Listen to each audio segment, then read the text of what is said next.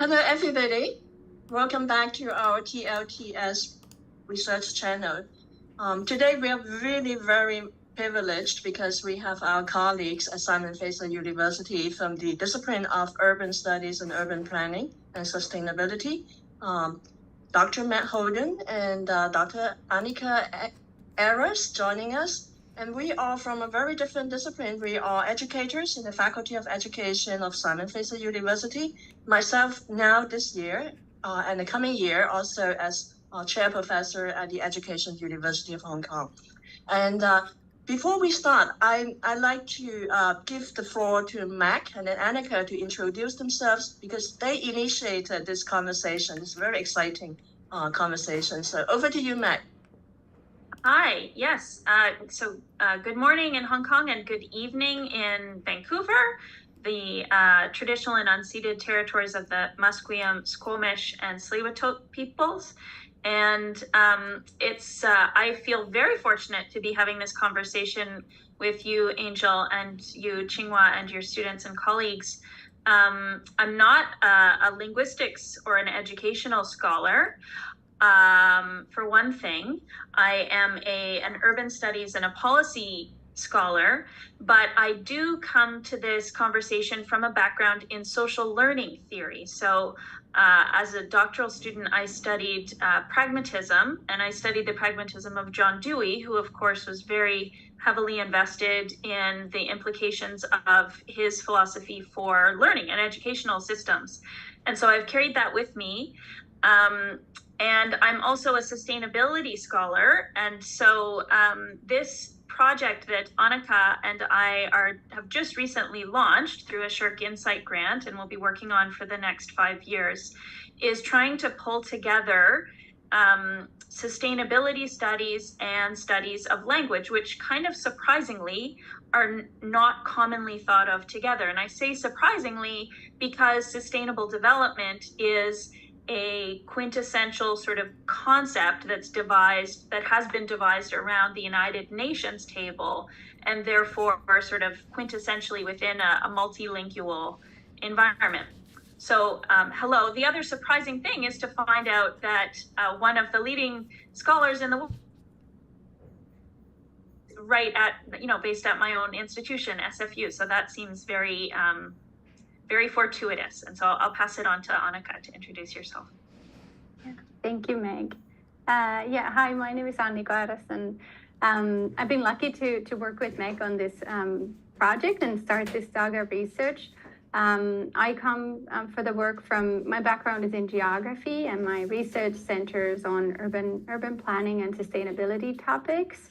I'm also a Finn living in Canada, so the kind of thinking about languages is part of everyday life for me as well. And I'm very interested in cultural and linguistic and also historical perspectives on urban planning and redevelopment and sustainability discussions. So looking forward to learning from you. And this is obviously a new area for me and us. So looking forward to learning from you all.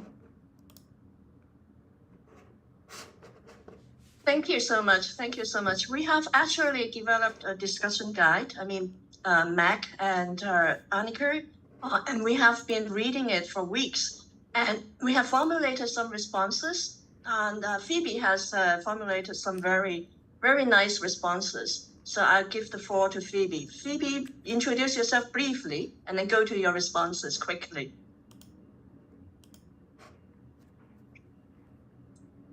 Yeah, let me unmute myself. Hi, morning. I'm Phoebe from Hong Kong, and I'm a full-time lecturer at the Hong Kong Polytechnic University. And I usually teach English language classes and also public relations writing classes. So when you share your guide with us, I'm really grateful for their insight about how we can promote sustainability through language learning. And there are 3 aspects of language as resources, as strategy, and also as a way to mobilize social change that inspire me a lot. So for my response to the brainstorming, because you have put forward questions about using translanguaging as a political stance, So in my case, because actually we have to interact with tertiary students all the time for my college, and then actually our students may need more resources to understand different topics like, global warming issues and how we can use space in Hong Kong as well. Because in Hong Kong, for example, like the design majors that I'm working with daily, they are very creative and in addressing their housing issues like cage homes and how we may promote sustainable living environment. So what we are doing through translanguaging is we don't entrap their ideas and creativity and also criticality with only the target language in EMI education. We try to liberate their understanding of sustainability and spacing with multilingual repertoires and also make it reciprocal in terms of meaning making. That's why I'm always learning from my design students, even I'm their teacher, but I only understand the disciplinary ideas from English language education or public relation. But my design student, they work with a lot of designers, they're professional lecturers from the School of Architecture, which show images and advertising and all. So that's why I think what you inspire us from your guide is we try to project a more, social inclusive roles in terms of using translanguaging stands to open the classroom for us and let our students' voices be the center of learning as well. So that's my understanding from your graphic. So I will pass the time back to the speakers and also my peers. Thank you.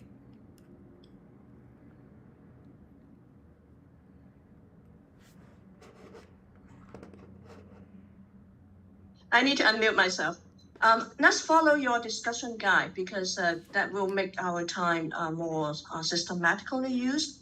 Qinghua, if you can pull out the discussion guide and share with us, and then we will follow your questions. For those who are with us on the channel, our colleagues in urban planning, they have been studying our translanguaging literature and theories, and they have posed some really very important questions to us. So one of these questions is translanguaging is often seen from a deficit lens. That is, our multilingual, plurilingual students, they translanguage because they cannot speak English. Or in the context of Asian countries, like in Japan, then they will say, oh, they speak other languages because they cannot speak Japanese. Or in the context of Hong Kong or China, they will say, oh, they cannot speak, they speak other so-called dialects because they cannot speak the national language, standard Chinese. So we always use this lens, this benchmark. We judge it from the political and economic elite, and we look at the rest of the populace to say, you cannot speak my language, you must have a deficit. So that's basically a political stance. That is, everyone should speak the languages or the standard languages of the political or socioeconomic elite. And anyone who doesn't speak the elite languages, you have a deficit. Basically, this is what is happening. Very, very, very straightforward way to put it. So I don't know whether this translanguaging stance is a political stance as well as an educational stance, because it's a stance, it's a position. It is saying that we don't agree with your position. We don't agree that if we don't speak the elites, the ruling elites language, then we have a deficit. This is first and foremost a very political stance. But then, of course, it's also an educational stance, because we say that if we negate children, young people, adults, new immigrants, or ethnic minoritized citizens, we negate their cultural linguistic identity, then we're actually negating their human right, their citizenship. We're actually very colonial. And this is not just on the part of Canadians or North Americans. Every society with a national elite, whether it is in Japan, in China, in Korea, in India, we always have this one national standard language or two standard languages. In the case of Canada too, okay, the Francophone, the Anglophone, the two political elite languages, and all the others are subordinated.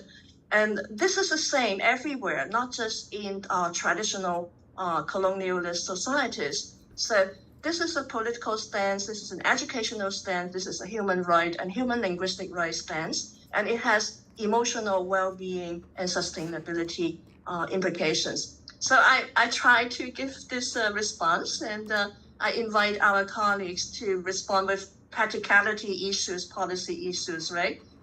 So you won't disagree, but then you would ask me, you would ask us, then what's your policy recommendation, right? Mm-hmm. Yeah, thank you very much. Yeah, and I've already heard in Phoebe's initial response some glimmers of strategies that you use in the classroom in order to render a liberatory approach to the use of multiple languages. But I'd be really fascinated to hear what are some of the tools that you can use in order to engage students who are more comfortable speaking non-standard or non-hegemonic languages. How do you engage them in learning and in sort of seizing the opportunity for diversity in the classroom context, linguistic diversity and ideational and creative diversity, but also still promoting language as a means of communication?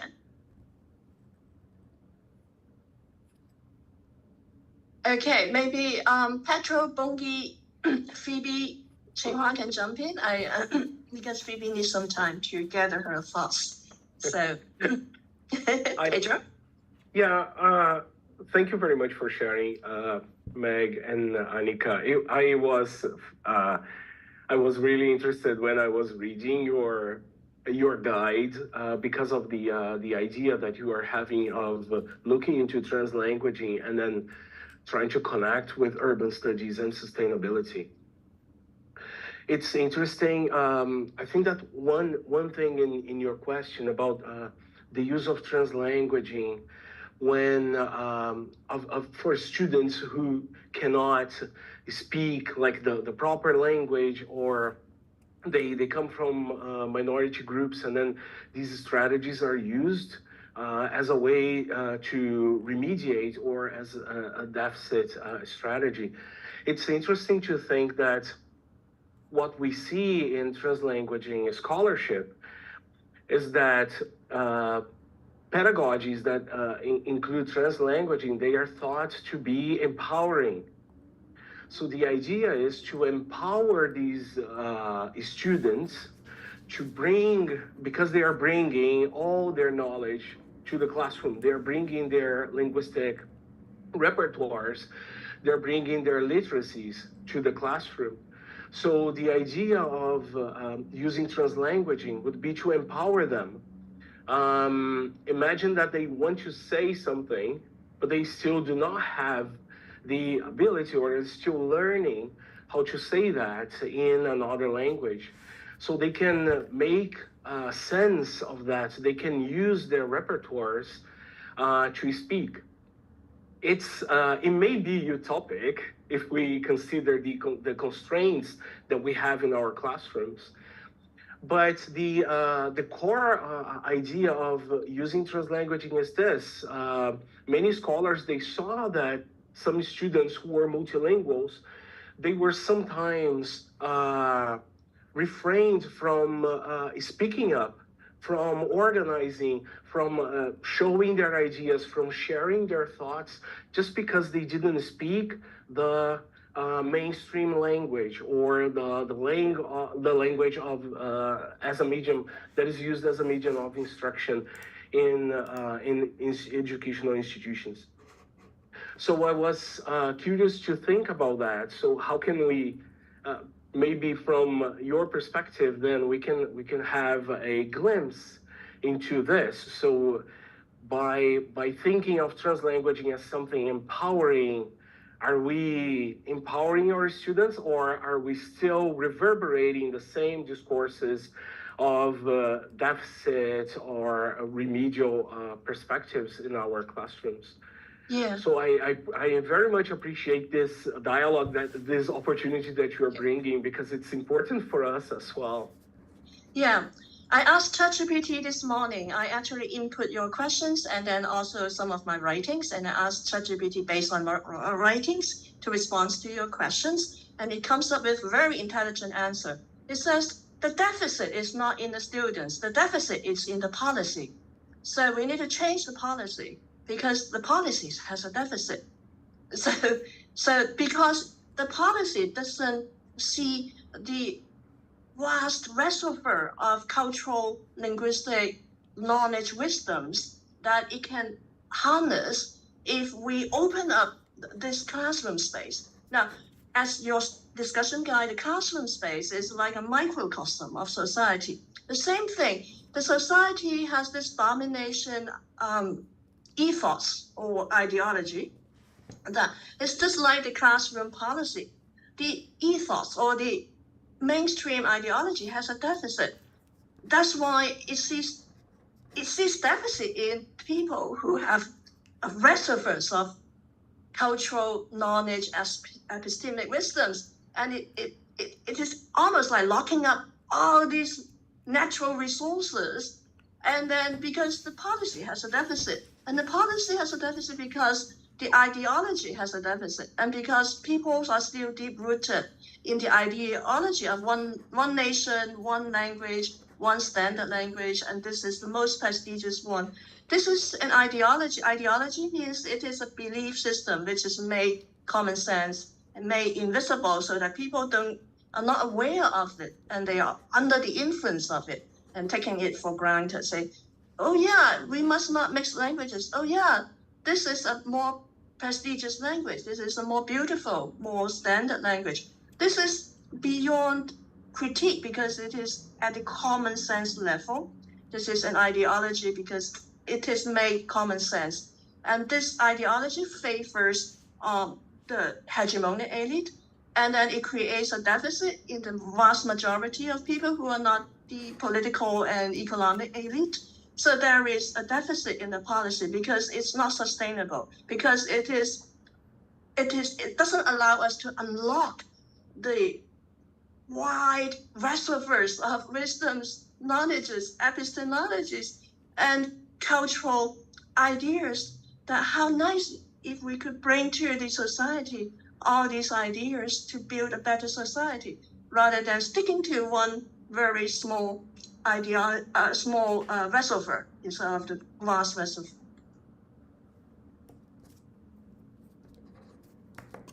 Thank you. I'm wondering if you've, in your practices, have you seen any, can you point to any outcomes that you've seen of trying to change the empowerment dynamic? Is there anything that you would point to as saying, oh yeah, this is how we would correct the policy deficit? Yes, there's a whole vast literature of studies. I have to say, it's mainly qualitative studies, case studies, but it's hundreds of them. And now we need to do the so-called evidence-based, because they don't count narrative inquiry or qualitative studies as evidence. I mean, the policymakers, again, they have a deficit in their benchmarking. So we need to, in our discussion, in our field, we have discussions of broadening our methodologies to include more experimental, quasi-experimental methods to show the outcomes of learning, of teaching.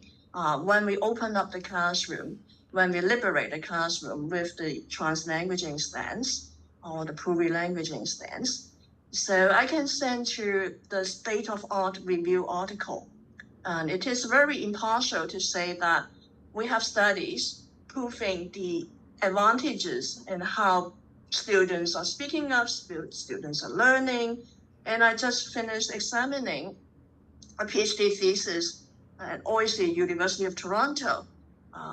Basically, it's again a qualitative case study looking at classrooms, teachers, multilingual students, and how the translanguaging pedagogy can liberate students, and through their narratives, students' narratives, telling us you have students coming from different countries, and they are saying one speaks multiple Italian, Arabic, and then they were very quiet in the beginning, but when the teacher encourages them to translanguage, they break through and they make progress in both English language learning. They're in the LINK program. They are new immigrants, new adult immigrants.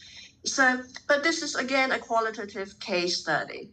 So as educators are used to doing narrative inquiry, qualitative case studies. Unfortunately, our policymakers, they have a hierarchy of research methodologies. They say, oh, this is just one case here, one case there, and they want to see statistics. So that's another reason why I take up this position in Hong Kong, because we have colleagues here very, very strong in statistics, but also with the critical mindset. So we are doing statistical critical discourse analysis. So I'm teaming up with Professor Chiu Mingming, and he's world famous for doing this statistical approach to critical analysis. So we need to create evidence that the policymakers will recognize as evidence. And it takes methodological breakthroughs, because translanguaging educators, Ophelia Garcia, Professor Li Wei, and all our colleagues, we have been linguists, applied linguists, and educators. Basically, we are linguists trained in linguistics and education, and we are not trained in statistics. But now we need to work with statisticians who also have this critical mindset, so that we can team up and produce the kind of evidence that the policymakers will recognize as evidence.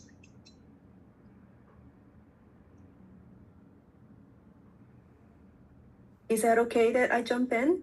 One thing that I'm listening to all these discussions, it reminds me of the educational stance in translanguaging, and it reminds me of Hilary Zhang's access paradox. Pedro and I have been extensively discussing of teaching the norm, but not asking students to be the subject of the subject to become the mainstream, but also have still been critical and still being able to cherish what they have, but at the same time have an access to the dominant discourse. And that Hilary Zhang's access paradox really allows us to understand, well, we understand that the students are having translanguaging and trans-semiotizing repertoires, and however, there are always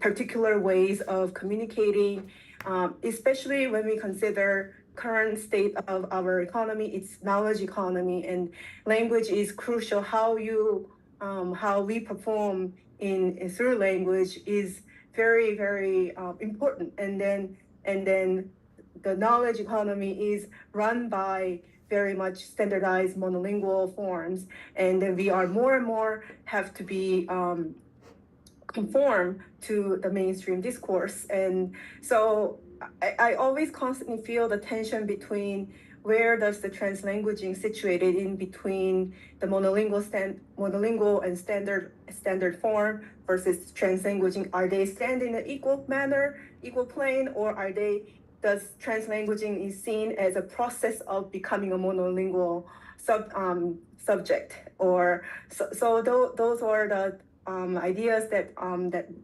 came up. But again, I've been teaching this term. I've been teaching one of the professional communication for both domestic and international students, aside from just teaching academic writing. And I've been talking a lot about this is the expectations, this is the kind of template that people are generally using, so that you might want to analyze this form and templates so that you can kind of parcel out your own voice. And I'm constantly figuring out, trying to reflect on, am I making them to become the dominant monolingual subject, or am I trying to help them to, while critically, while valuing what they have, but still helping them to navigate the other social world. And so, and it's such a tension, and still haven't figured that out. But I'd love to hear more and about other people's thoughts. And thank you very much for sharing that, because I would like to also confess that as someone whose mother and father taught me English as my first language, that I feel very conflicted entering into this conversation too. I learned, I was an exchange student in France as a teenager, and so I was thrust into a rural environment where there was no opportunity. It was another monolingual environment, and I had to learn another language, and it was very, you know, so it was a very profound experience for me. But it was sort of from one language to another. And now in encountering, you know, a very, very plurilinguistic environment in the urban studies program, for example, every day, I do wonder if my sort of craving to you know, to access students' language resources is this other sort of deeply rooted Anglophone urge to sort of control more resources or to have more access to different ways of understanding. And I think that, and you know, we encounter this in Canada. I'm sure you've encountered this with your work with Indigenous populations too, Bonquitan students, that you know, I mean, there's a way in which asking people to reveal their language resources can lead to further harms and further threats to those different ways of knowing and different ways of being, you know, a human being in a troubled world. I myself have been struggling with this because I came from the rural area. I was born in Hong Kong in a village, far from the urban center. So there were no English speakers around me. My parents speak no English, and we were refugees from mainland China in the 50s. I was born in the 60s. So I have struggled with this access and this empowerment issue. How can we provide access to the socioeconomic mobility resource without negating our identities and our own knowledges and our ancestors' knowledges and our linguistic heritage? And it's often posed as either or. It's not either or. It is both and. But somehow the mainstream discourse, public media, mass media, either mother tongue education or this target language education is either or. It's not either or. And translanguaging stance is not about you must translanguage. No, translanguaging stance, as I just examined this PhD thesis, the student in Toronto made it very clear. It's about having the option of to translanguage or not, okay? So it's very context dependent. If a student thinks I need to have access, now I need to increase all my opportunities to master this language in order to have economic mobility, then we shouldn't say you must. It's not a rigid, it is a dynamic translanguaging stance. It's a dynamic theory. It is about we have the option, and the agency is within the learner, the citizen, whether the citizen is minoritized or not. And even with this, I am elite now, okay, because I control different languages, but it doesn't mean that the elite doesn't have vulnerabilities too. So with intersectionality, so we don't need to think, oh, I'm trying to control.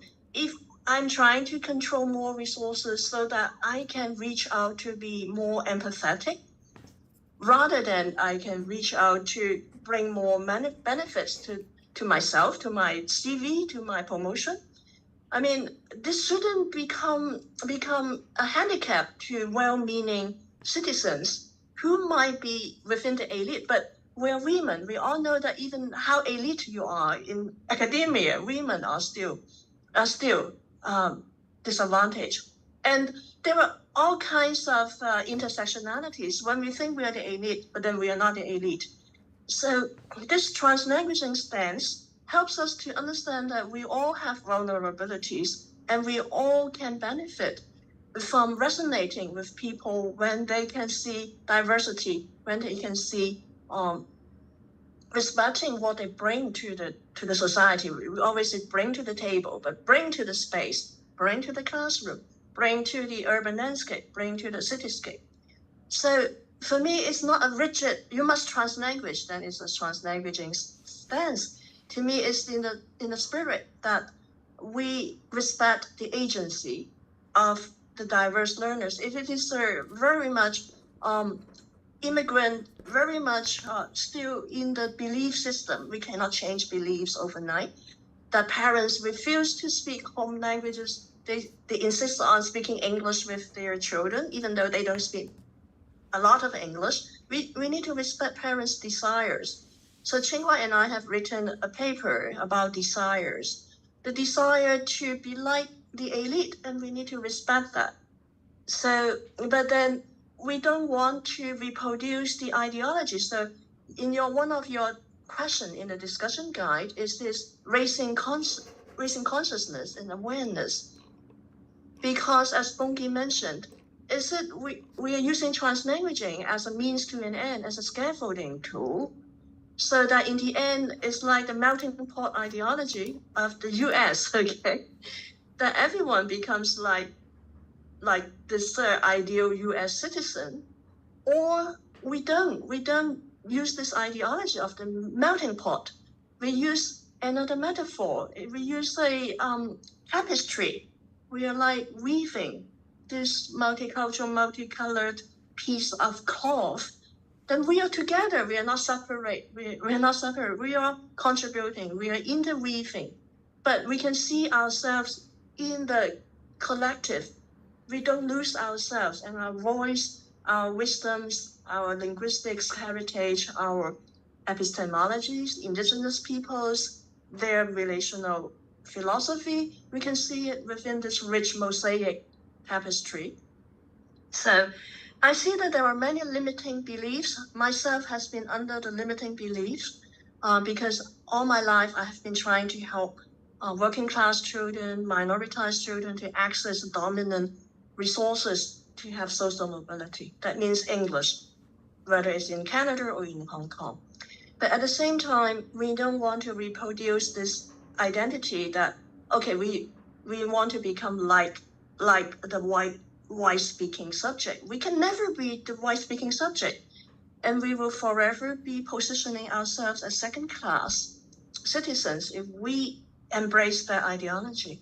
So it is not, so Bongi mentions it, it is not a means to an end, translanguaging. It is not a scaffolding to transition us to this target singularity. But to have this mosaic, and also to have both. It's not either or. It's not either or. I guess I've spoken too much. I will let Qinghua or Phoebe say something from your experience. Maybe Qinghua. Yes. In terms of talking about translanguaging and what kind of things that we as scholars can do, I would like really echo Angel's idea just now, and I would like to supplement that with an example of how a scholar in our daily life, even out of the formal educational setting, what can we do with it? I have been experimenting this all the time, the providing access, but at the same time not making us losing our identity. I've been recently meeting with my two nephews a lot. They were little children. They were just entering primary school, and somehow I feel that they have this kind of a shame of speaking the local dialects of my county, of the city. Of course, I speak that dialects, and of course, I also speak the standard Chinese 普通话. So they keep telling me don't speak the dialects with me because at school their teachers are telling them that it's so low to speak the dialects in the school, and they shouldn't be doing that. And gradually I realized that this emotional aspects play a huge role in their choice of language at home. So whenever they open their mouths and begin to utter a few words in the dialects, they feel that I shouldn't be doing that because the teacher is going to scold me, right? So this is how a policy of a monolingual policy can be so powerful and can contextualize in the actual life of a children growing up to learn different languages. And this is just an example of how powerful the policy could be. And as like a person in my family, so both my nephews look up to me and saying that in their eyes I'm one of the powerful person, that I've studied abroad, I've now worked at a university, and in their eyes it seems that I have more weight and value comparing with their teachers at school. That's how they think about it. So I just try in my family, to use dialects a little bit more. So I just demonstrate to them that it's not low at all. So I speak my dialects all the time when I'm at home, and I speak the dialects with them. So what I'm trying to do is not to replace their Putonghua learning with the dialects, but what I'm trying to say is that they can speak both, right? They can freely use their linguistic resources, no matter speaking Putonghua or speaking the dialects. They don't have to feel shameful for speaking a dialects. So this is at least a step we can do, and it's an important step to address one of the huge negative consequences of having that monolingual policy so strongly entrenched in the educational system, right? So this is an example that I would like to share. So its emotions also play a very big part, and desires plays a very big part in this process as well. Thank you. Thank you. And Phoebe, you wrote in your email responses to the study guide questions about allowing people with different languages to discuss how to use public space and urban space. Can you mention your response in that part? Yeah, actually, I have been using the weekend to brainstorm ideas inspired by your question, Guy, for public space, because you know that in Hong Kong we have a lot of restrictive way of having some social labels. If we think that space belongs to just some hierarchical branding or something like that, then if we want to transform the ideas of using a sustainable and translanguaging perspective to use public space, we should liberate our students and also the city planners together and mobilize more resources to understand how space can be just a place to enjoy. And actually, may I share a screen, Qinghua? Is it okay to share screen? Yes, because of course, actually, please. I have been learning students and colleagues from time to time. That's why I want to share some of the way that as teacher, we may try to encourage better understanding of how AI, dialogic scaffold, may promote reciprocal multilingual awareness. And we are educators. That's why in my tertiary classroom, I try to promote educational values for translanguaging and also sustainability through allowing my students to use a lot of online and social media resources. And as projected in the diagrams and some supplementary examples here, you can see that as a teacher, we can't control everything. That's why to adopt translanguaging or sustainability approach in classroom, we need some parts to plan the access so that my students feel free to use multilingual resources and multimodal resources. But on the other hand, we need to respect their spontaneous interaction with us, because they are adults learner, like what Qinghua and also Angel have mentioned. They have their agency to make decisions, to have dynamic flow of meaning making, and they can use their body to enjoy the class and enjoy the experience.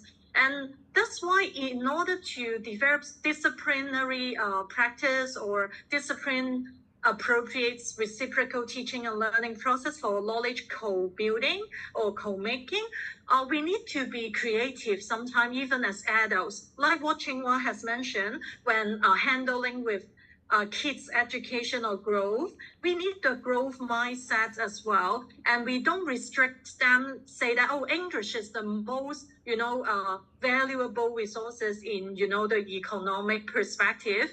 And that, you should maximize, okay, your use of English, then minimize your use of your mother tongue so that you can sound more native speaking or have better English proficiency when you grow up. So if we don't use this kind of labeling in the classroom or in the understanding of how people can develop their ideas about using public resources and public space, then we can use any corporate videos, no matter whether it was produced in Cantonese, Mandarin, or even Japanese or Korean, because nowadays we have AI technologies. My students are so smart. They can always download some software and then make all the multilingual display accessible with the translating subtitles functions, or sometimes we can see that they create images as well. So that's why this is part of the research I've done before with my design student for creating some design boards to understand some social issues,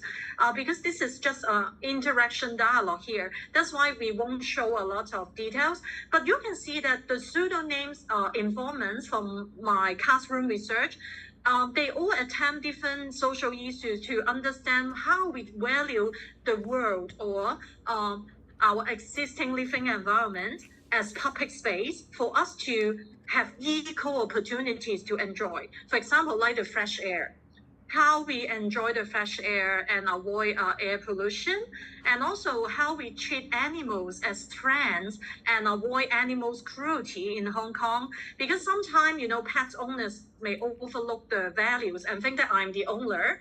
I have the decision-making privilege to see how Yes. So, okay, Phoebe, yes. Thank you for very good examples. I just would like to frame it because you're using a lot of jargon for our colleagues. EAP, ESP is English for academic purposes, English for specific purposes. Disciplinary literacies is like English for science, English for engineering, English for medicine. This is Phoebe's work. And it's basically these disciplines, actually they are plurilingualizing.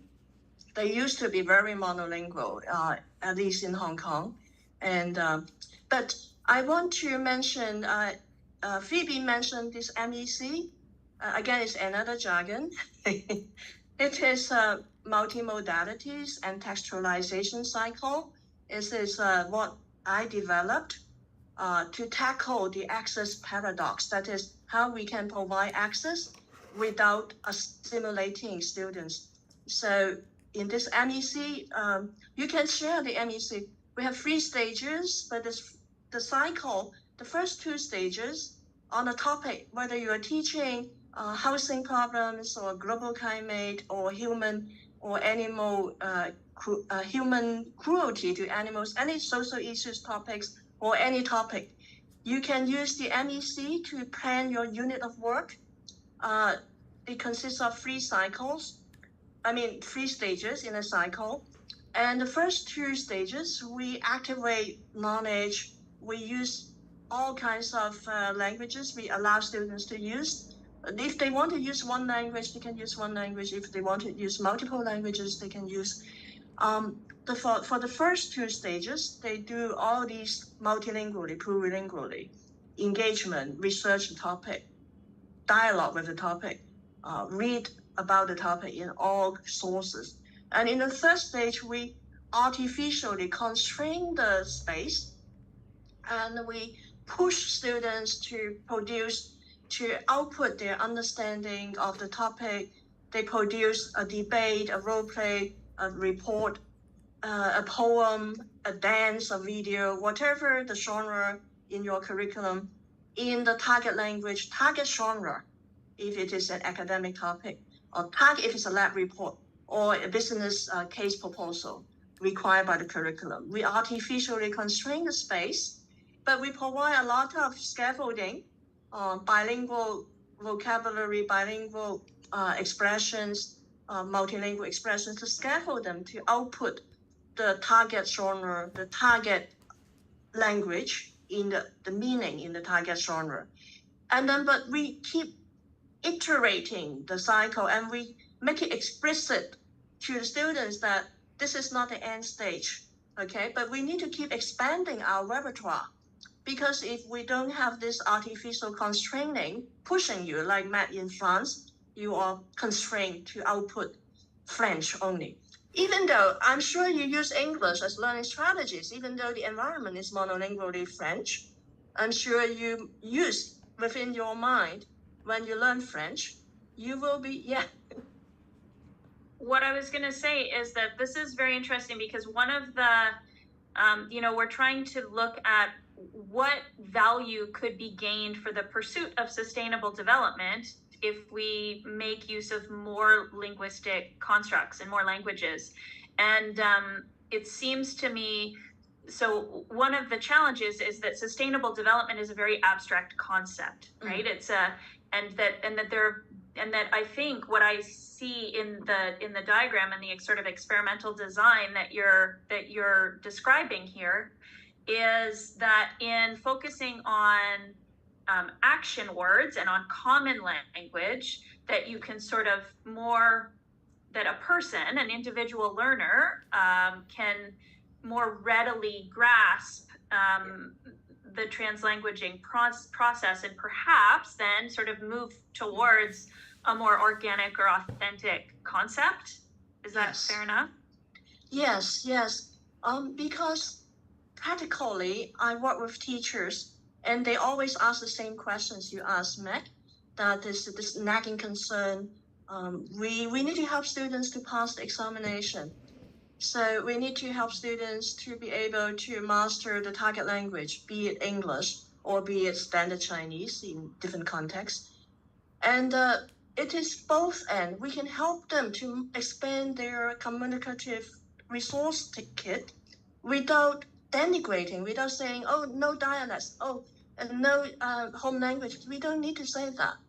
We could say that. I guess the other concern though isn't it that English, especially, it is has become a sort of ubiquitous language of expertise, right? That this is the language in which expert concepts are often communicated, at least formally, and so it structures in. Even if Qinghua's nephews weren't being forced to speak a standardized language as opposed to a dialect, the dialect isn't going to have a concept that relates to those same expert level linguistic constructs. So it's sort of, how do you get over that challenge, that there's, that there are different things that different languages are really well suited to do? Now, this is another ideology to say that English or modern languages, German, is ideally suited to do certain modern sciences. But if we look at Arabic, look at Hindi, a lot of the mathematical concepts originated in Arabic, in Hindi languages. So a lot of languages have evolved to deal with the challenges of making knowledge in the modern world. So another ideology is deep-rooted in a lot of us, is English is the best language of science, or German is the best language of technology. This is another deep-rooted limiting belief. And indigenous languages, you can apply the same language, the same argument to indigenous languages. You can say, oh, indigenous languages, they are not suited for this and this and that, but they are ideally suited for a lot of things that we are missing. That is how we treat the planet, how we treat other kinds of creatures, right?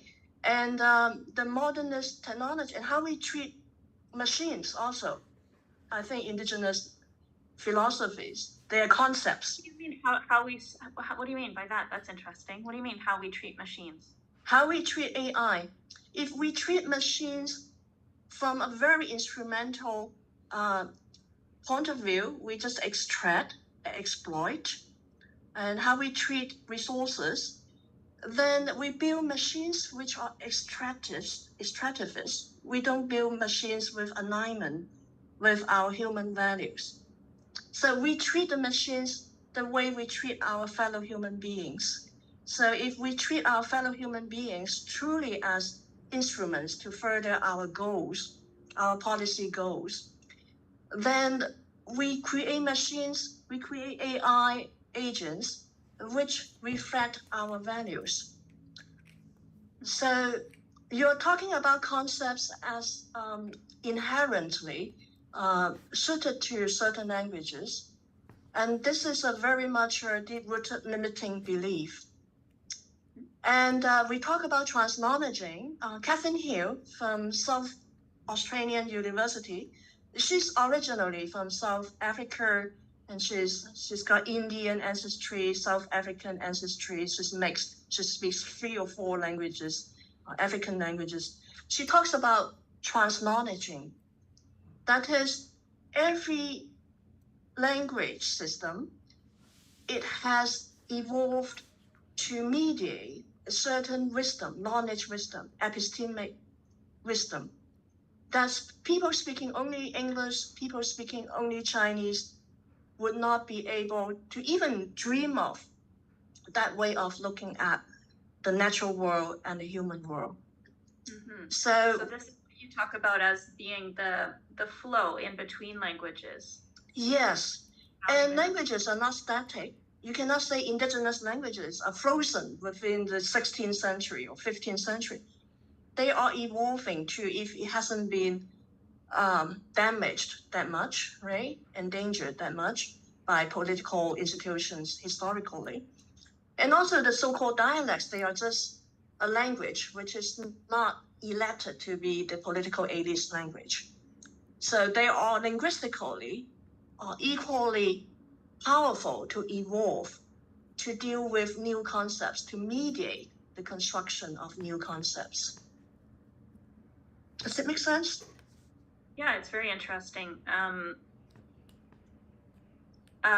It's true that I have a very raw resistance to recognizing machines as having value in the expansion of machines, not any machine, not like, but artificial intelligence machines, we are very anthropocentric. They are evolving fast, and people are talking about alignment problems, alignment of the goals of AI machines and human values. The problem is our values are, if we only have this extractivist value, like we treat the mining, it's like mining, extracting resources from planet Earth, and we're extracting resources from AI. We build in these values into the machines, and they will, when they outwit us one day, they will extract value from human beings. So it's not sci-fi, but actually it's growing. We call it emergence, dynamical systems. Evolution psychology, evolution theory has told us that emergence, that is, complex skills emerge from dynamical systems. So, but anyway, we are sidetracking.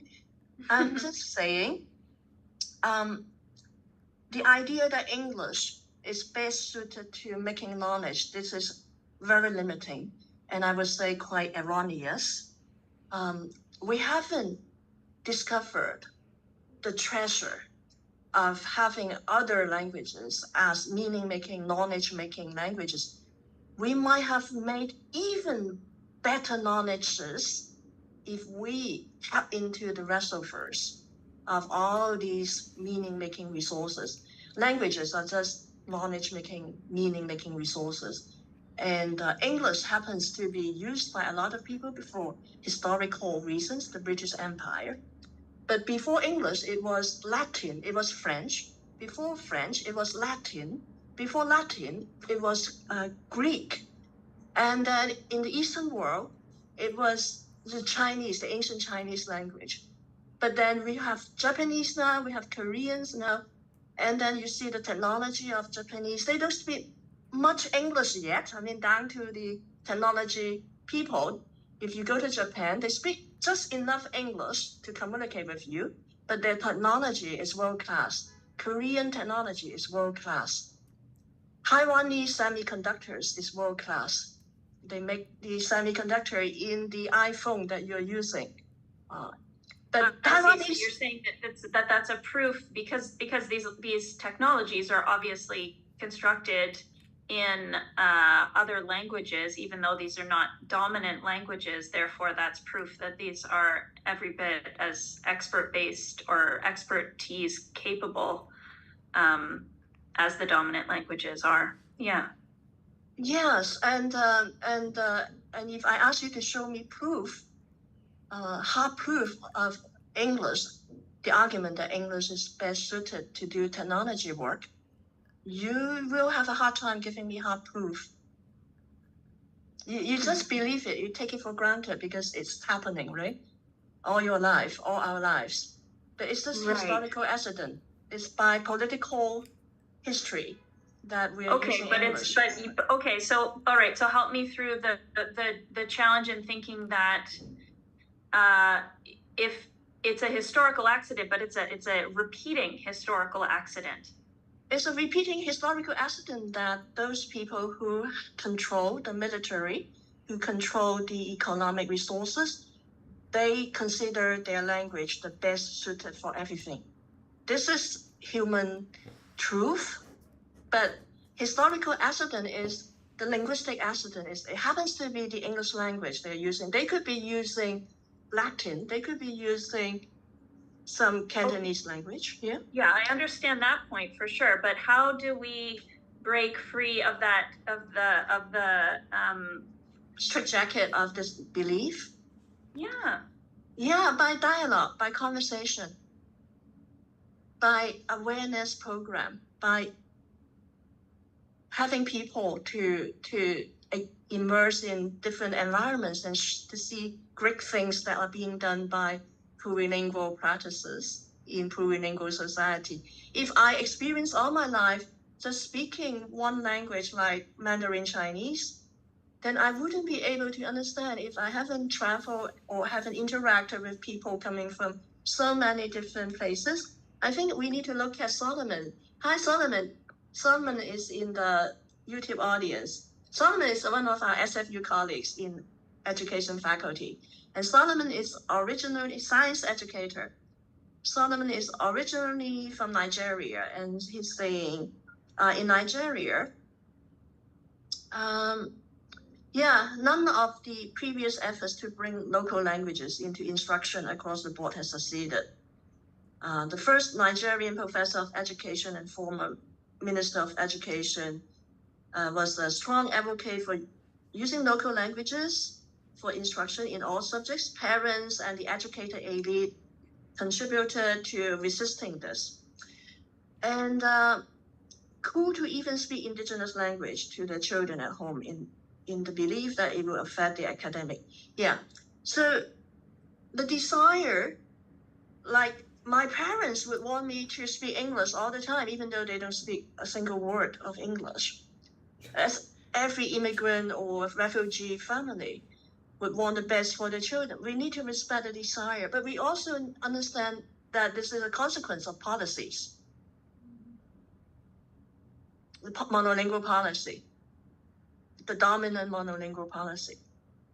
So awareness raising and plurilingual awareness raising, translanguaging awareness raising, and having more dialogues and conversations with plurilingual people instead of monolingual, reinforcing our monolingual ideologies or limiting beliefs.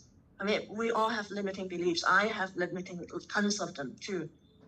And just through dialoguing with people coming from different backgrounds, then I learned to expand my belief system and to self-correct. And this is for sustainability. Yeah, another route that I've started to see being taken is to emphasize the sort of the health and well-being benefits of sort of exercising your brain to think in different, or to be exposed to different ways of thinking in different different language Yes, context. yes, the neuroscience argument, argument. But it's all instrumental. We need to bring back the philosophy of for humans value, that it's not because I want to have better health, then I allow myself to speak more languages. It's all instrumental. But if we encounter someone who doesn't speak any word that we are familiar with, then if we are trying all our best, all kinds of sign languages, body languages, we are translanguaging.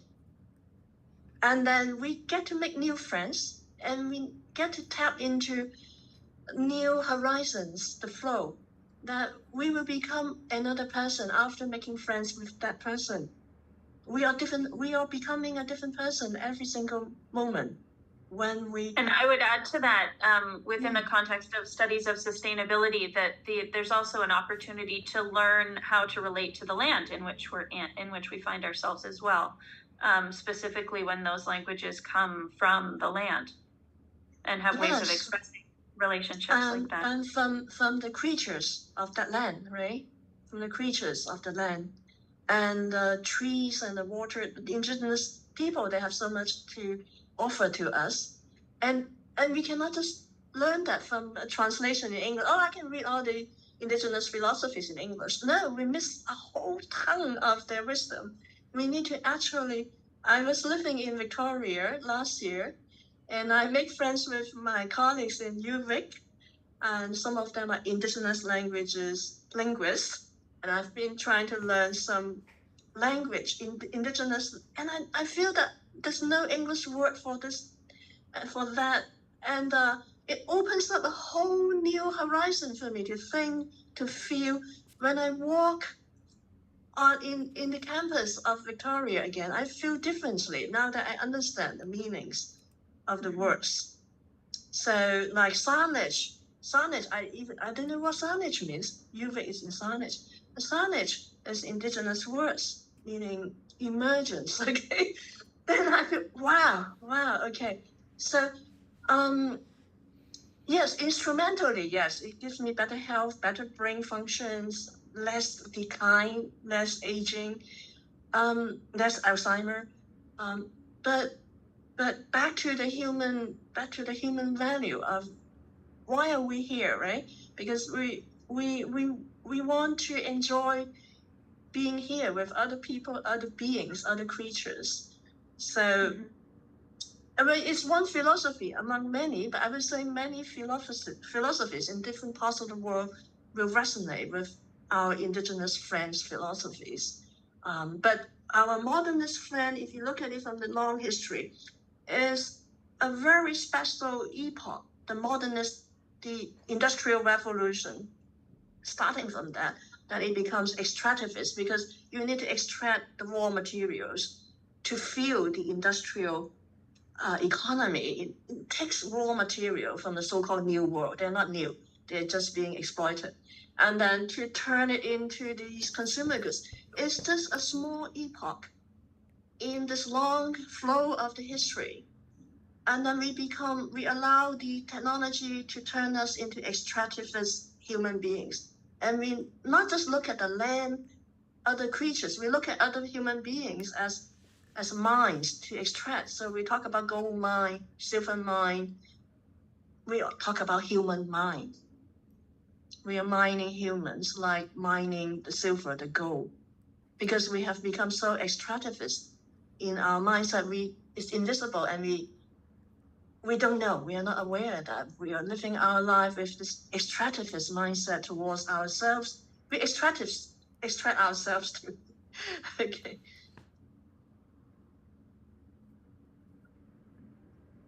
Yes, Pedro. Yes. I have a question to Meg and Annika, because Angel was talking about breaking with this straitjacket of English, right? So Meg, you're also mentioning that. So how can we, and finding allies and finding people and having this type of discussion is really important. So I would like to know what motivated you to start this project and look into translanguaging for urban studies and sustainability. I would like to hear a little bit from you, from both of you, if possible. Thank you. Annika, you haven't been talking much. Why don't you? Yeah, sure. Yeah, thank you for the question, Pedro. I think it really comes from the work that we've been doing together with the students at SFU in urban studies. Like, there's a lot of students who come with, like, we have very multilingual classrooms, and there are already existing resources out there. So it really comes from the discussions in sustainability that really, I think, draw our attention to thinking about how we can think about this in teaching and think about what difference does language make to sustainability, and especially thinking about how we could expand our learning, thinking about sustainability related concepts in non-English languages. Like, we've been thinking about them in, for example, Finnish and Danish, and thinking about how the translanguaging theory can help to kind of help us to learn about lived experiences. They can help us to learn about intergenerational knowledge that's already out there, and expand on our study on sustainability beyond those kind of definitional debates about what is sustainability, and beyond the kind of cream branding or greenwashing discussions.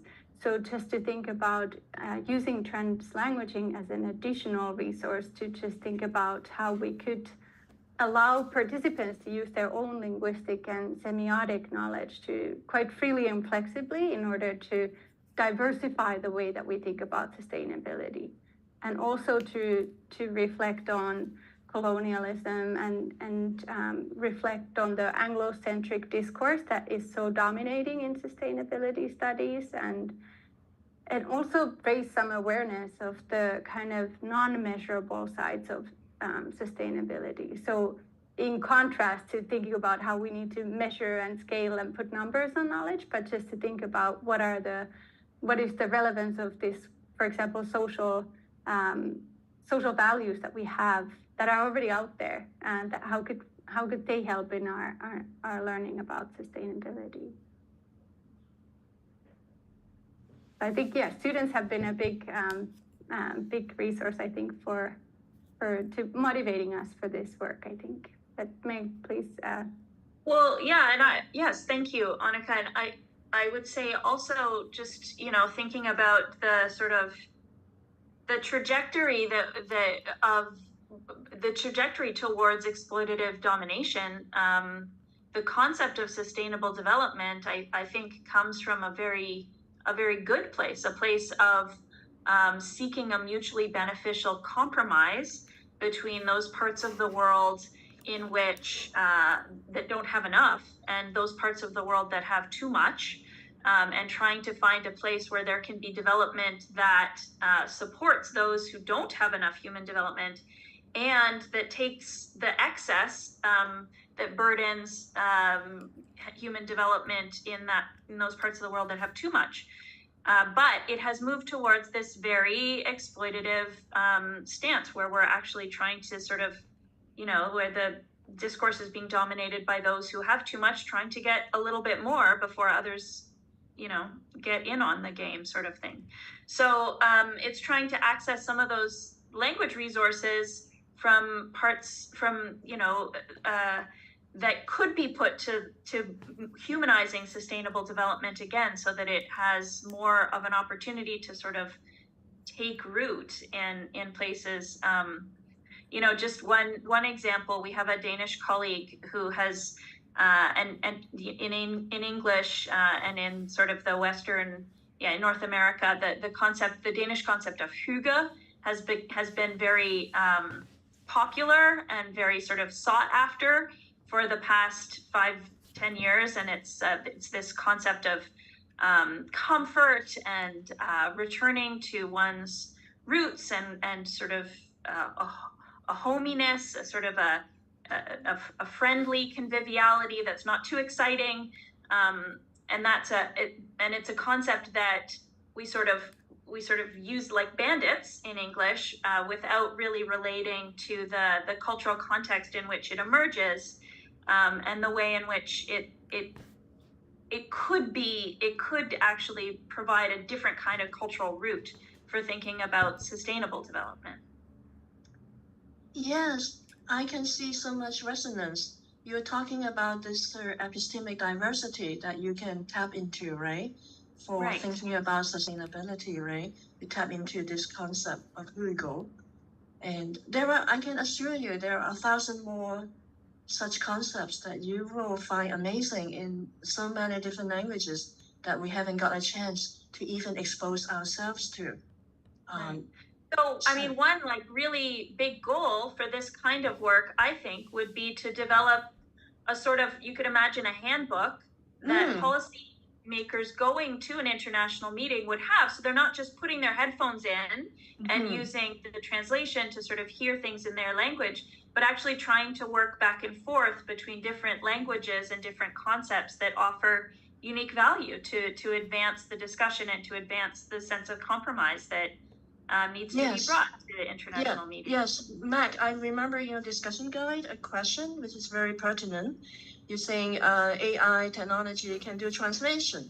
Then why do we still need to do translanguage, right? I can assure you, how do you translate? Just you provided the answer yourself just now. This Danish concept, here you go. You can translate it. Try your best to paraphrase to circumlocation. You try to explain in English, but you still don't get at maybe 20% of the cultural wisdom that's mediated by that word. It's not just taking one word. It's like taking one flower from the whole forest, right? And you might distort the wisdom actually a little bit, but that's fine. I mean, if we recognize that, whenever we cut flowers, we recognize that it is not sustainable. It's cut flowers. It's almost like cut flowers when we translate one word into our language system. It's not sustainable because it dies, because it is not being connected to the cultural flow, the energy cultural flow, which keeps evolving. The wisdom is not static. So you provided the answer that we cannot translate. We can translate maybe 10%, 20%. Like we cut the flowers, we can see the shape of the flower is like that, the color of the flower. But so translanguaging stance is not about I get the meaning, literal meaning, but to get the cultural meaning, to get the cultural and epistemology that we have no access to. We are kind of like using this metaphor of we're using our eyeglasses to see the world, and we use our English language to see the world. Then we can only filter the world through our English language. And no matter how good the machine translation, it can still be just filtering the world, the cultural meanings, the wisdom, through our English language or whatever language. The translanguaging stance is not about, oh, I need to master so many languages. No, I need to really have this, how to say it, this listen and respect and try to learn. Maybe I can learn a little bit more of this single word and open up my mind, open up a little window on my mind. And then gradually I open up more and more windows. I expand my mind. It's not about I can master the indigenous language and how can I do that? It's about a stance. It's about our mindset, our cultural positioning, that we don't say, oh, we master that so that I can extract more, exploit more of your meanings, use more of your meanings for my ends, for my goals. No, just, wow, you think that way. You describe the world that way. You describe this feeling, this coming home that way. I've never thought about that feeling that way, right? So it's just one small window at a time. It's about a stance. It's about our orientation, our cultural, our meaning making, our linguistic orientation towards other people, other beings, other creatures. It's this orientation. It's not about I master more. It's still acquisition, right? That's why we don't use the word language acquisition. It's not about acquisition. It's about acquiring more and more and more. You can never acquire everything. And when you cut the flowers and bring it home, you acquire the flowers are dead. So it's about an orientation towards other kinds of learnings, wisdoms, feelings, other ways of feeling the world, other ways of approaching life, approaching this world and other people, and approaching the self, approaching my own feelings, right? We learn to approach our own feelings in a limited set of ways, but the Danish word helps us to open up. We can approach our feelings in this new way I have never thought of, right? So it might make sense. It's taken me a long time because trained in the linguistic tradition of language acquisition. It's taken me a long time. No, it's not acquisition. We don't need to acquire more and more things. We just need Can to go I ask with. you, Angel, can I ask you, or maybe I should ask your students this actually, Yes. how radical is Angel's way of thinking within the field of education and linguistics? No, well, it's radical, but I think that there are people that are more radical than Angel in our field. Yeah. I don't know about the others, but this is what I feel. Just now I see Phoebe put up her hands. Maybe she has something important to say first. Phoebe? Because this morning I'm not feeling quite well. That's why I didn't remember what I want to share about responding to Angel's idea about harmony and inner peace. I think the questions about being radical or critical or not depends on whether you feel comfortable with your own belief and you try to understand the world with different perspective. And this is what I want to share as an example of a park design in Shenzhen. City very near Hong Kong. And you can see from the visual display that both adults and kids in the community are enjoying this artifact. You know that this is an octopus slide for people to play with their own ways. You can use your own understanding and whole body meaning making to experience the excitement, the joy, the harmony. And you can see both kids and adults can enjoy, and it can be both educational and adventurous. So I think this kind of architecture or, playground in the city reminds us about Angel's idea and also the sustainability idea about you feel that you have a space that you feel comfortable to explore with others. And also you understand yourself through interacting with other people. They may be different from your status, no matter between gender, ethnicities, or age groups, or occupations, but you enjoy the land, the nature together.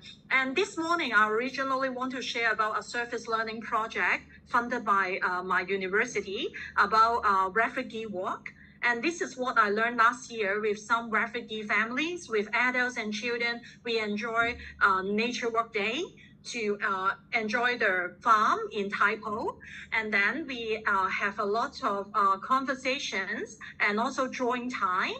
And this is an example of the poster. You can see that this event is one way that we try to turn the critical or radical perspective into some enjoyable moment to learn how to serve people together and avoid being, the one that who want to capture attention all the time. Sometimes we also pay attention to the minor thing like the leaves, the fallen leaves, and the water flow, and then understand other people who speak different languages and have different situations to share the food together, to enjoy vegetarian lunch, and to enjoy the garden and farm. And this is what I want to share with you, because you are all very wonderful scholars and designers for creating sustainable concept and development in urban areas as well. Hope I didn't miss this. Thank you. Thank you, Qinghua. I would like to see a multilingual poster. I will suggest you. One thing that I would say about Angel is I would call her as critical pragmatist, or a critical educator, or a critical pedagogue.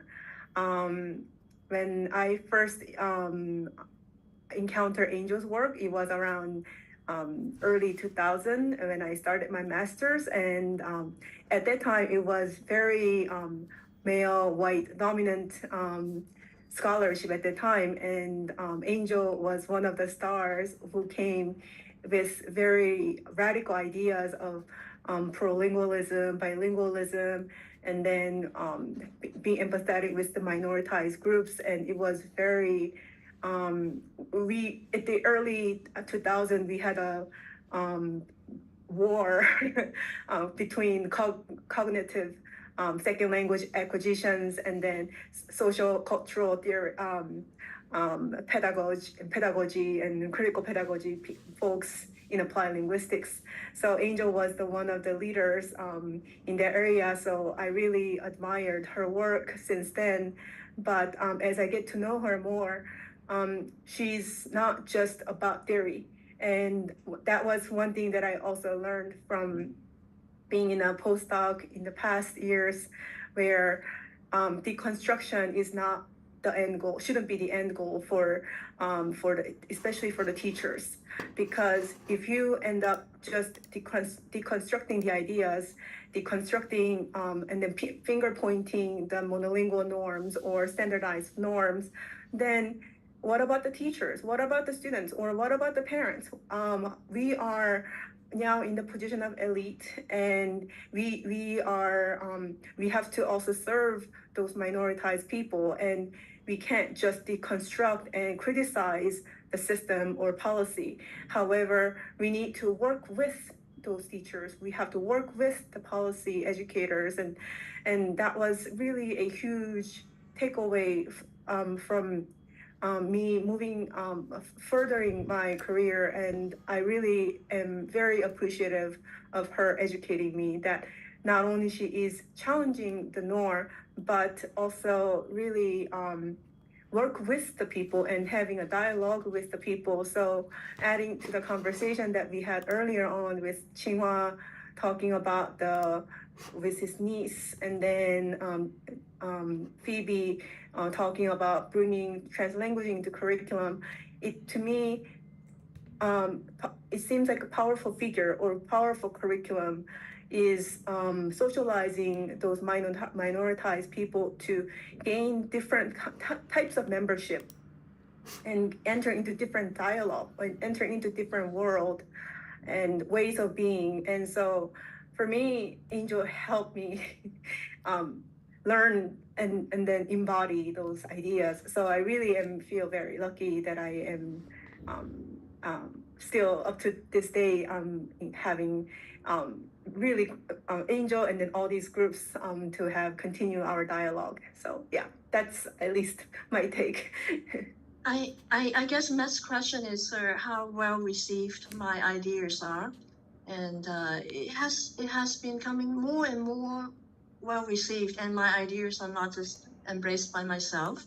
And if you do a Google Scholar search, you find increasing body of scholarship in translanguaging, in plurilingualism, right? Even in Simon Fraser University, all my colleagues, Steve Marshall, Danielle Moore, our French education colleague, you ask everyone in languages, cultures, and literacies, we share the same ideas, okay? So I'm not particularly radical in the Faculty of Education at SFU, but then you would say maybe SFU is radical.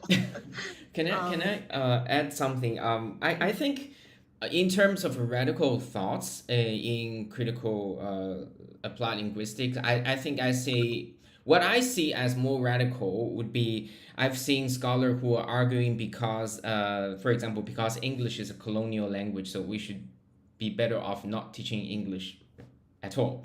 So we should be only teaching. Maybe they were advocating we should only be teaching indigenous languages to the next generation, and then we shouldn't be teach English at all, or shouldn't be asking kids or children to learn English. I would think that would be really a radical thoughts, and then based on that English is a colonial language.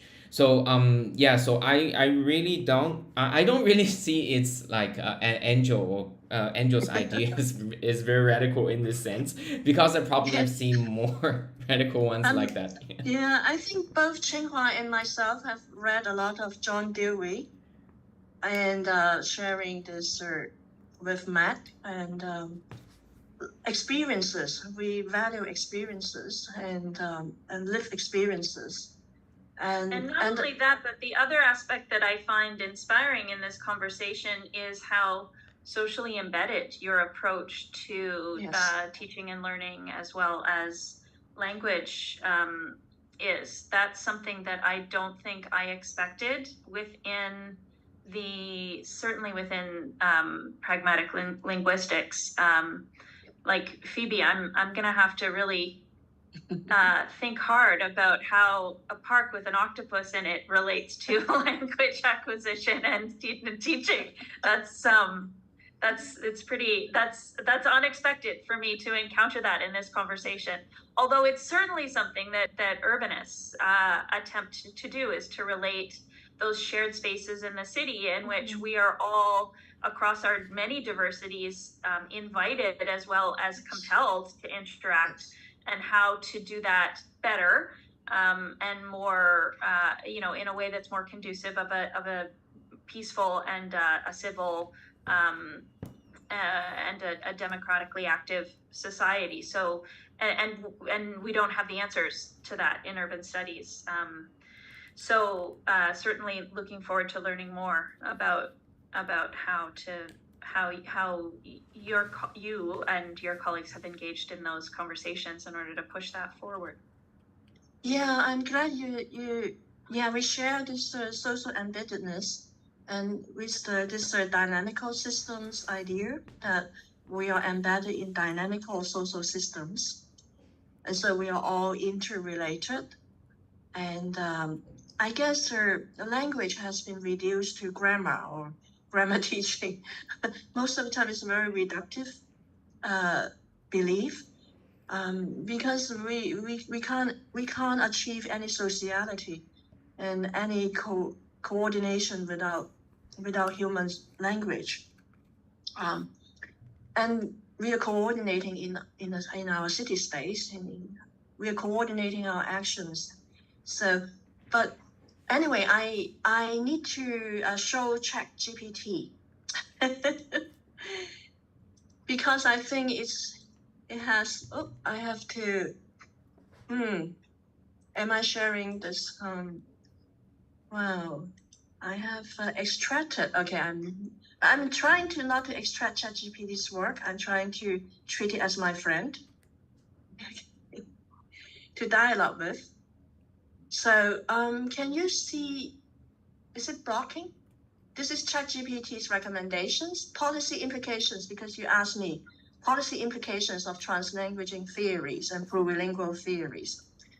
So we can take it as something to think with. Firstly, we recommend citywide policies that promote multilingual signage, document services, recognizing the value of all languages spoken by residents. This approach not only fosters inclusivity, but facilitates immigrants' access to essential services. I think Canada is already, at least Vancouver, I think is trying to do it, the policymakers. Secondly, city governments should invest in cultural awareness programs, which I really like, and initiatives that celebrate diverse cultures. I think Vancouver is doing something along that. We have this cultural festival, although it tends to be a little bit superficial. Thirdly, city educational policies should promote plurilingual education that values all languages and cultures. And I would actually recommend Simon Fraser University to adopt that policy. Integration of different languages into curriculum and teaching methods. And these policy would help to counteract the effects of social media, echo chamber polarization, political polarization, promoting dialoguing. And so urban planning, I asked ChatGPT to reframe the recommendations in your register. And it says, the theoretical approach to translanguaging suggests a need for policies that recognize linguistic diversity as a cultural asset. I think I find it in your diagram already. And involve implementing urban design elements that reflect multiple languages, fostering a sense of inclusivity, translanguaging as a cultural resource. So, yeah, it's becoming more cliche. ChatGPT 4 is still quite cliche.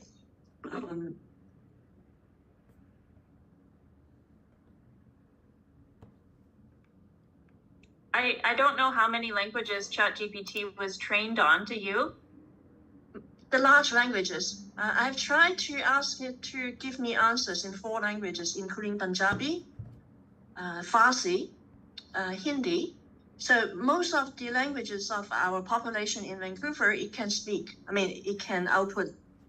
So I asked questions. I said, output, give me a trilingual answer, give me a quadrilingual answer, and tabulate it side by side. So it just give me a table of 4 languages and then give me answers in 4 languages.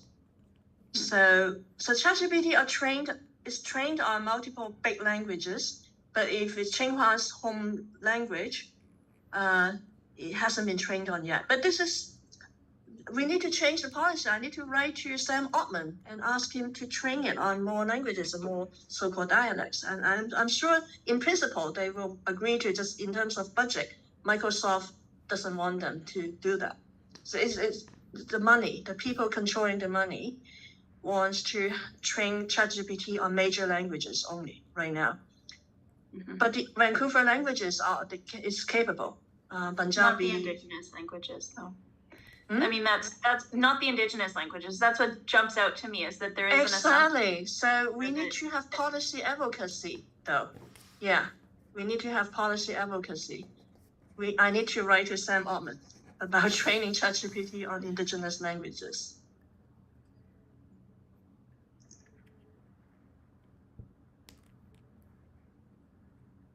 I'd like to hear your inspiration from John Dewey, because we share that theoretical root. My inspiration from John Dewey certainly comes from democracy and education, and the notion that all learning is social learning, and so the learning normatively should be conceived as an approach of creating more routes, I should say, like ROUTES, to engage with other people and with other ways of acting and other ways of being. So the notion of engagement as being related to shared action with a common purpose. So thinking about all action as being as laboratory work, but laboratory work that's uncontrolled in the sense of being the work of living, right? So learning as the work of living together and living together better. Yeah. Yes, I resonate totally. And John Dewey has said something which I think is less quoted in the literature, is he makes a difference between the SAID, S-A-I-D, the SAID. He said the SAID is limiting because it's fixated. And he's kind of like our flow idea, your diagram, the flow. It's very much, I mean, he might not use exactly the same word, the flow, because the SAID is we kind of like having said it, with having make it frozen in time and space. And he's kind of like against that kind of learning, that is teaching the said. He's kind of like that is knowledge is in the doing, in the making, in the co-doing, in the co-making. So and then that resonates so much with our theorizing. I work with Jay Lemke to theorize deeper. Jay Lemke is also another very interesting scholar. He's a quantum physicist in training. His PhD was in Chicago University. He did his PhD on the quarks of the particles. And then I saw your article together in educational linguistics, but I had no concept that he was a physicist. He's retired. He's emeritus professor of CUNY, City U of New York. And then because he's a scientist and he becomes a science educator, and then he also becomes a linguist, functional linguist. I have to mention functional linguist based on Halliday, because you have the traditional linguistics, it's very static. It's what John Dewey will speak against.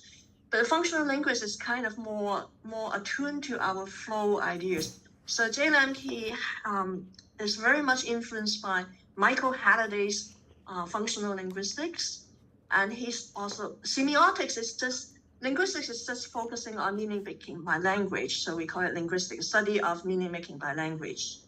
But semiotics, the study of meaning making by sign systems, by symbols, is much broader than just language. So he's also a social semiotics scholar. So Lemke is both a scientist, a quantum physicist. Quantum physicists is very much into flows, into process, right? Because nothing is static in the quantum physics world. Nothing is static. So I have known him for 20 years, more than that, 30 years. Since my PhD days in University of Toronto, he was my pen friend. He was a professor, but then I was a PhD student. And then we emailed each other. I asked him questions, and then he answered questions, and we stay in touch. He's retired. His idea, if you think I'm radical, not at all. I'm just more transdisciplinary. Because I've been in touch with quantum physicists, with social semiotic scholars, with functional linguistic scholars, more distant from the traditional, very structuralist, static ways of looking at languages and human communication. So I'm not actually, but if you look at AI, the Geoffrey Hinton, the godfather of AI, his ideas in the 1990s, his idea of backpropagation, that forms the theory of ChatGPT or the large language models, was considered to be radical in the 1990s. All the AI theorists were using symbolic approach, but he's using this deep learning artificial neural network approach. And his idea in the 1990s was seen as radical. And the United States even wouldn't give him a professorship, but Canada is so good. Canada gave him a research fellowship, and University of Toronto welcomed him to U of T. And that's where he did the groundbreaking work of large language models, ChatGPT, AI work. So I'm sidetracking. I'm saying that what is seen as radical in a certain decade becomes the mainstream idea in the next decade and proves to be effective. And I see myself doing that kind of work with the next generation. This is the next generation. Yeah. The next generation. And you are the next generation of urban studies scholars, because you venture out of the Anglo-centric theories of sustainability studies. You venture into this unfamiliar terrain of translanguaging. So you are bold, you are adventurous. You allow yourselves to be vulnerable, because it's always vulnerable, right? Trying to reach out to some unfamiliar landscape and territory, and reaching out to some unfamiliar people speaking unfamiliar languages. Right. Yeah. And the stance of engaging in studies of things in which one is not expert, right? That's Exactly. a very strange thing. people with And Western education. Exactly, you're doing it in a transdisciplinary way. You can be doing it in a translingual way, and a trans-knowledging way. TLTSTK. Trans-semiotizing is just using multiple sign system apart from languages to make meaning, to make knowledge. So TLTS channel, you are speaking on the TLTS channel, translanguaging, trans-semiotizing. And we have trans-knowledging from Catherine Hill from University of South Australia. And she's worked a lot in India, in South Africa. She speaks several languages, of South African languages, Indian languages. Herself is mixed with Indian heritage. She's the first one to talk about trans-knowledging, which I think you are doing. You and Annika are doing trans-knowledging because you are trying to venture into the epistemic ecologies totally unfamiliar to traditional sustainability scientists. So you are trans-knowledging too.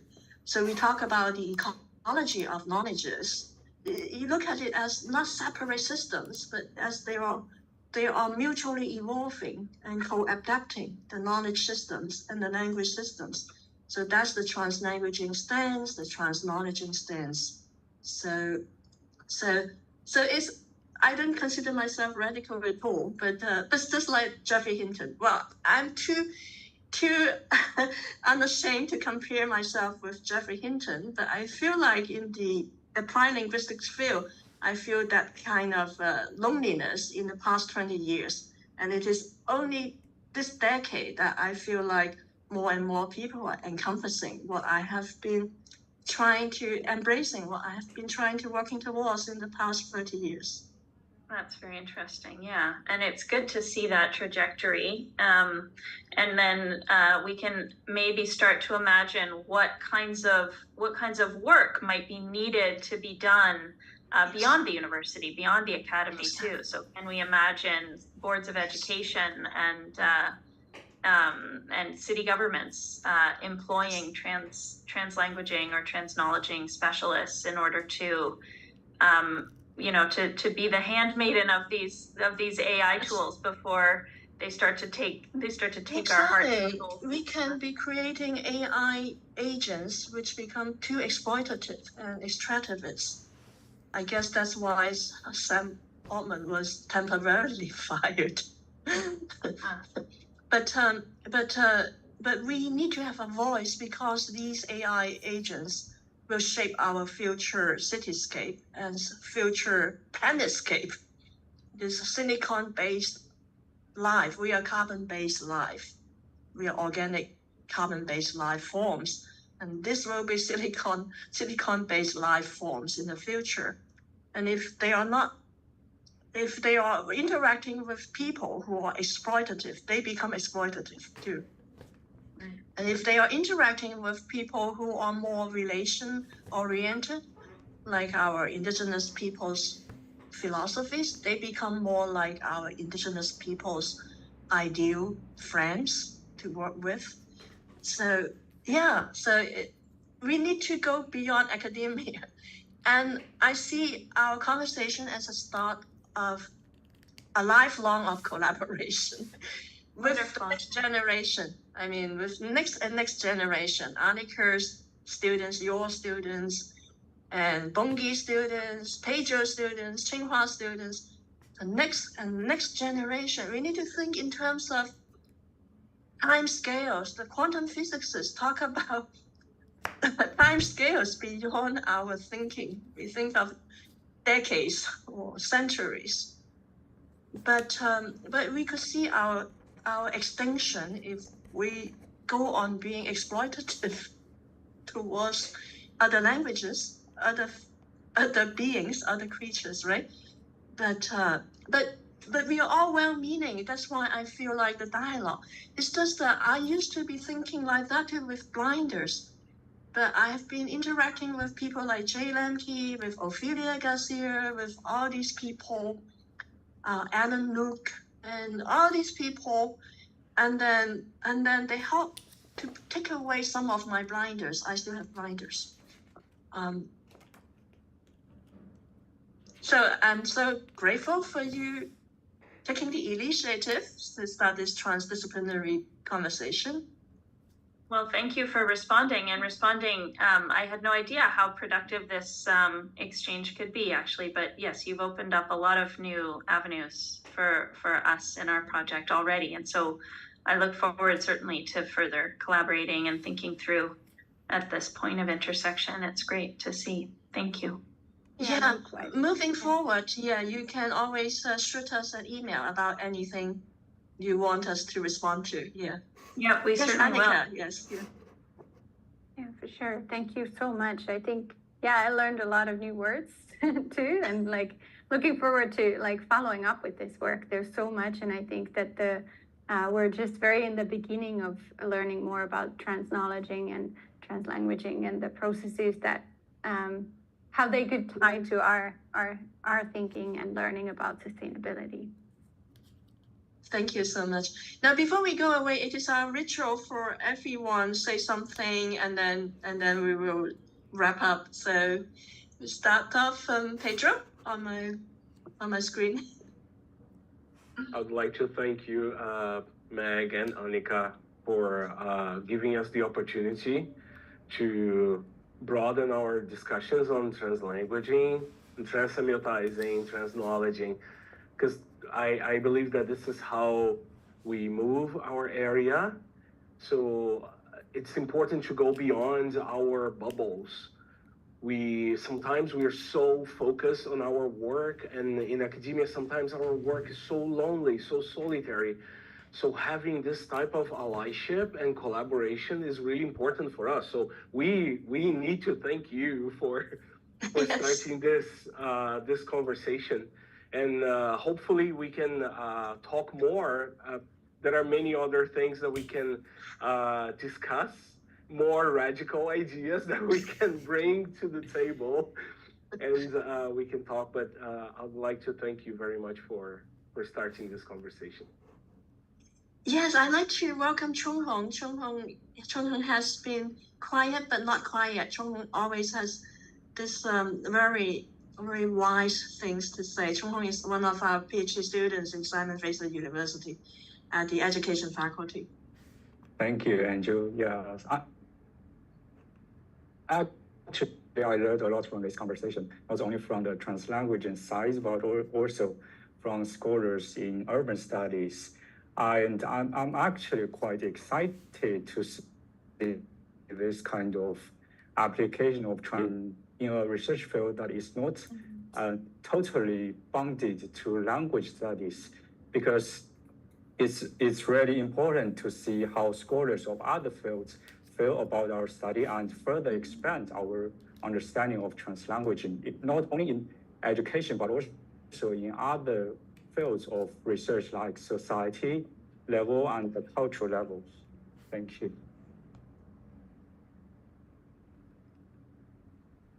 Phoebe, Bongbi, Qinghua, Phoebe. Yeah, thank you for freeing my mind today with a lot of wonderful new exposure. And I really love working with, colleagues across discipline, because transdisciplinary collaboration will be the key to build up mutual understanding and reciprocal meaning making. And thanks for freeing my mind from intensive marking and exam invigilations these days. To read more about your new projects, and thank you so much for inviting us today. Thank you. Bongbi, thank you, Phoebe.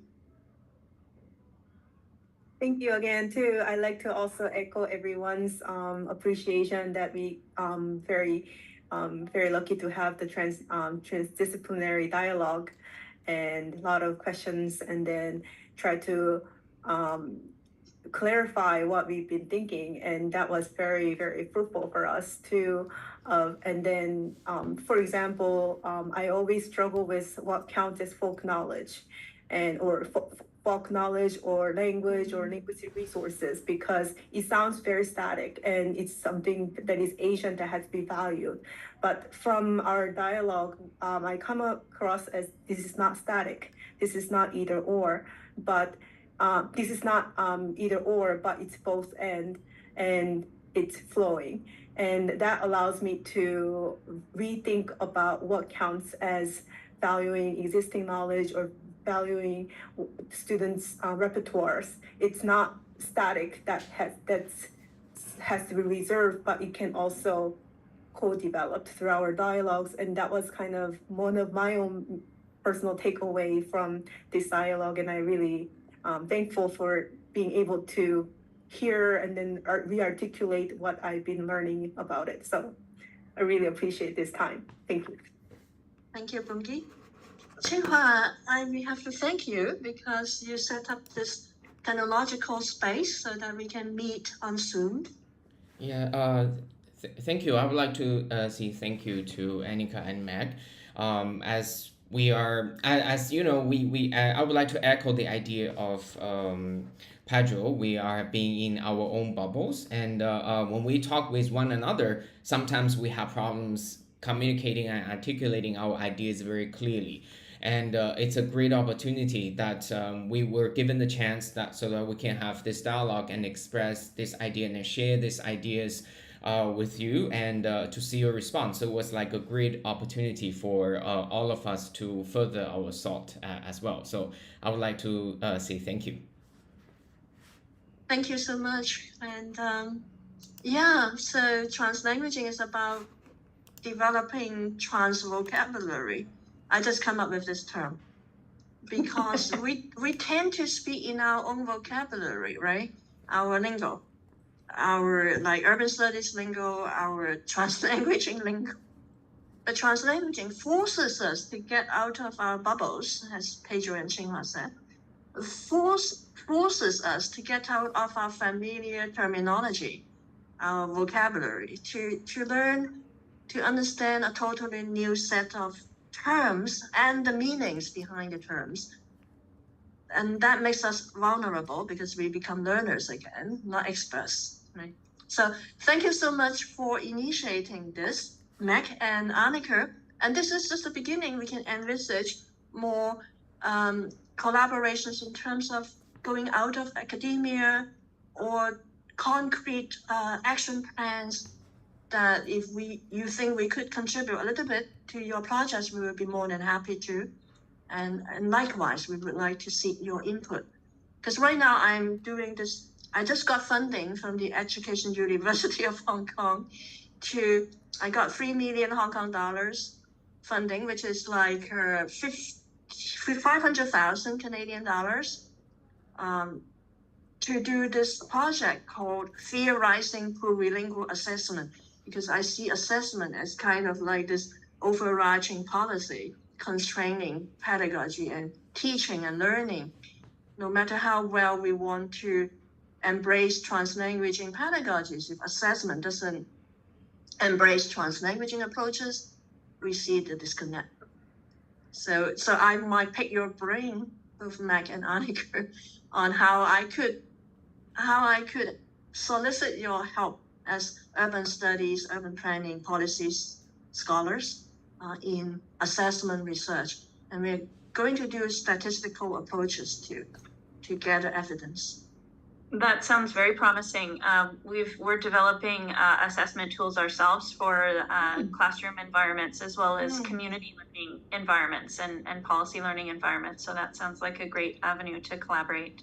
And I just wanted to say thank you also for creating this circle and being so open to our questions, coming from, from a place of ignorance and a place of naivety. No, not at all. And I really liked your metaphor of the cut flowers. That's what I'll... Thank you. And I feel like I learned so much from interacting with both of you because I learned how to make more metaphors like cut flowers. I make all these metaphors on the fly when I try to translanguage with people coming out of my bubbles, right? So that we expand our communicative repertoires of metaphors, because we need to reach out to people coming from a different discipline So thank you so much again. And this is just the beginning. I couldn't emphasize this more. This is just a beginning of a lifelong collaboration. I mean, next generation, your students collaborate with our students and so on and so forth. We need to foster transdisciplinary collaboration more. Thank you so much again. It's almost 2 hours. Thank you. It's so late there. So much. Yeah. Thank you. Thank you. Thank you.